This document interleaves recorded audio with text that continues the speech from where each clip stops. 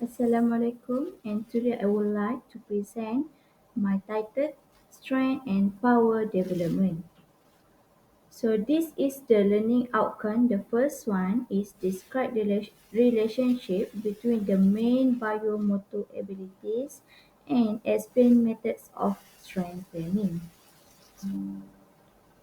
The method of the strength, there are many methods. Example, weight training, circuit training, isometric exercise, gymnastics, plyometric, yoga, pilot, and super slow. So strength training may be done with minimal or no equipment, for instance body weight exercise.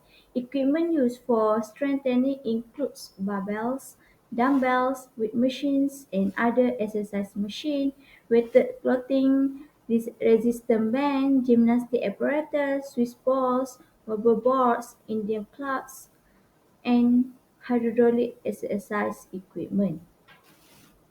For the manipulation of the training variable, which compare aerobic exercise versus anaerobic exercise, strength training exercise is primarily anaerobic, even while training at a lower intensity, which approximately 20 repetition maximum. Anaerobic glycolysis is still the major sources of power, although aerobic metabolism made a small contribution.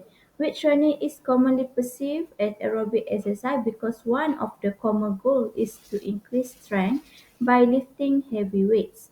Other goals such as rehabilitation, weight loss, body shaping, and bodybuilding often use lower weights, adding aerobic character to the exercise. Except in the extreme, a muscle with five fibers of both aerobic or anaerobic type on any given exercise in varying ratio depending the load on the intensity of the concentration. This is known as the energy system continuum. At the higher loads, the muscle will recruit all muscle fiber possible, both aerobic and anaerobic, in order to generate the most force. For the anaerobic is known as the fast twitch and aerobic slow twitch. However, at the maximum load, the anaerobic process contracts so forcefully that the aerobic fiber are completely shut down and all work is done by anaerobic process. Because the anaerobic muscle fiber use is fuel faster than the blood and intracellular restorative cycle can resupply it, the maximum number of repetitions is limited. However, in the aerobic regime, the blood and intracellular process can maintain a supply of the fuel and oxygen, and continual repetition of the motion will not cause the muscle to fail. Circuit weight training is a form of exercise that uses a number of weight training exercise sets separated by the short interval. The cardiovascular effort to recover from each set serves as a function similar to a aerobic exercise, but this is not the same as a saying that a weight training set itself as an aerobic process.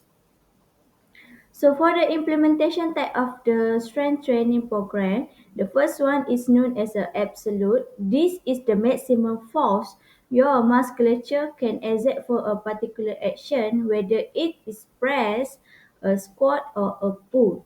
So for them, everything is geared to the improving their 1 RM in three lifts. For example, the squat, bench press, and deadlift.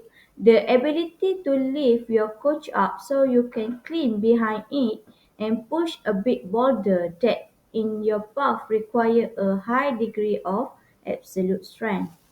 The second one is relative strength, involve performing brief but maximal voluntary contractions to improve the neural drive to the muscle. Tapping into the highest threshold motor unit and making use of the force development is by performing exercise within the 3 to 5 repetition range. This quality is especially important for athletes in weight classes such as boxing, wrestling, and weightlifting. So for the power is considered how quickly you can use your strength. It is measured by strength times speed. Lift the same barbell weight but taking longer to do it indicate the less power.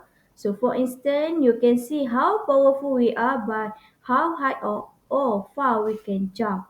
Another example comes from fighting sport where the power is measured by how hard you can punch and kick. For the strength endurance, this is ability to perform at the near low mid level of strength repeatedly over a period of time.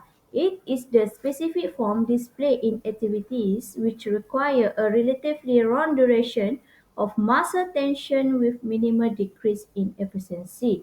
Exercise such as hill running, pushing, pulling a sled, or high volume weightlifting will work. The movements are difficult and require a significant amount of strength that need to be sustained over time to get the work done. Another good example in the bodyweight world is the gymnast perform the raise strength skill one right after another in a routine. The training is pretty then uncomfortable and hence you're working to fight through the high level of the lactic acid with a little rest as possible. Too little rest and you will burn out. Too much rest and you will not get the effect desired. One of the three primary elements of physical autonomy that is strength, flexibility, and control. The first one is arguable. The most important for many people will lack that basic foundation. Periodization of the strength refers to the division of the training year into the specific strength training phases with the objective to achieve the peak performance at the time of the major competition of the year. If the properly manipulated, the specific training method prevailing during the various training phases are expected to condition the athletes to optimal level of performance. In total, there are five specific phases of the strength training. The first is anatomical adaptation phase, hypertrophy phase, maximum strength phase, conversion to power or power endurance, and muscular endurance phases. Individualized characteristics or demands of a sport will determine how the phases of training should be structured. So that's all. Thank you.